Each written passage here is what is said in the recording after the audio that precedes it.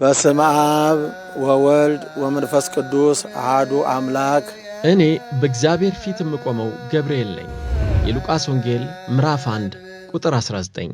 እንኳን ለቅዱስ ገብርኤል ዓመታዊ በዓል በሰላም አደረሳችሁ። ታኅሳስ 19 ቀን 2018 የሚከበረውን የኃያሉ መልአክ የቅዱስ ገብርኤልን በዓል በአዲስ አበባ ደብረ ብስራት ቅዱስ ገብርኤል ቤተክርስቲያን ተገኝተው እንዲያከብሩ ጠርተኖታል።